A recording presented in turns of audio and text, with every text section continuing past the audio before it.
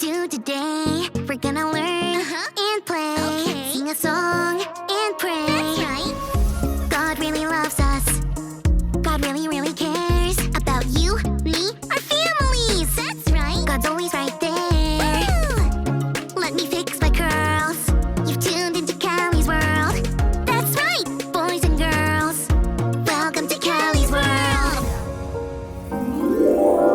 Callie's log, day 100. Whoa, 100? That's a big number. Can you count to 100?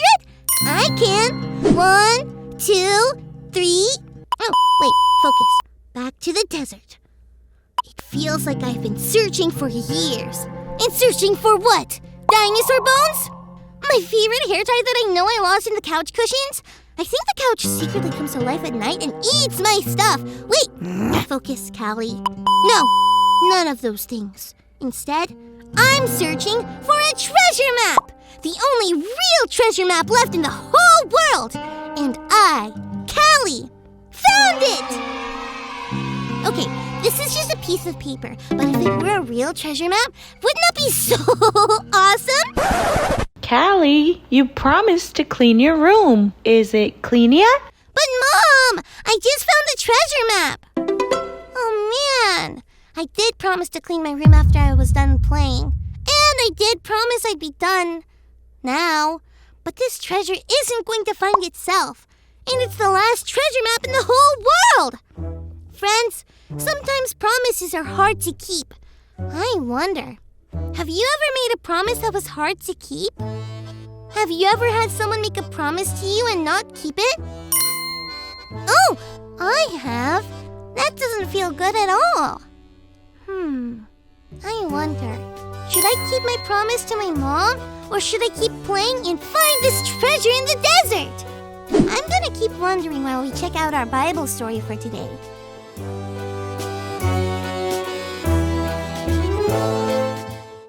It's time for today's Bible story. It comes from the book of Numbers, chapter 20, and the book of Deuteronomy, chapter 34. A long time ago, God made a promise to bring the Israelites into a promised land.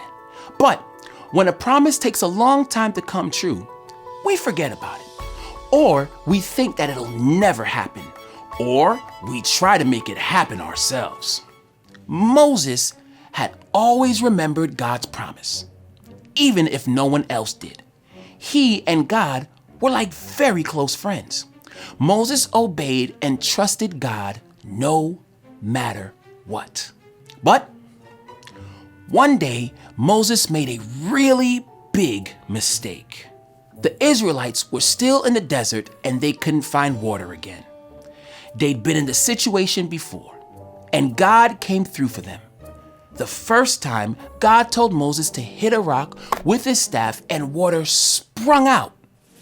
This time, God told Moses to speak to the rock and the water would come out. But instead of doing that, Moses did things his way. He struck the rock with the staff 2 times and made it seem like he made the water come out the rock and not God. This might have not seemed like a big deal, but it was a very big deal. When Moses didn't do what God told him, Moses showed that he didn't trust God's promises anymore. He thought he was in charge. Because of this mistake, Moses would never see the promised land. God put a new leader in charge who was going to listen to God's every command. His name was Joshua.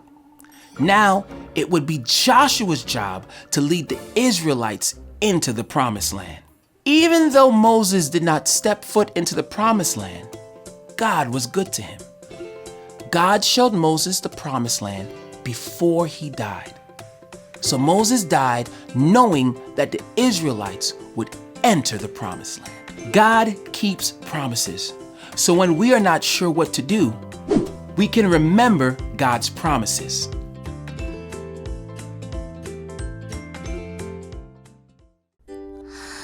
It's kind of sad that Moses didn't get to go into the promised land. But Moses broke his promises to God in a big way. I'm glad he got to see that the promised land was real and God was leading the people there. It's awesome that God always keeps promises. I wonder, if God kept this promise that God made to Moses and the Israelites, does that mean God will keep promises God made to us too? Wowzers! We can remember God's promises.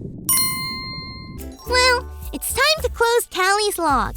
It has been so much fun desert adventuring with you. And I know what I have to do. Clean my room! The hidden treasure will still be there when I get back. And I made a promise. Gotta keep it. Thanks for learning and growing with me. Bye!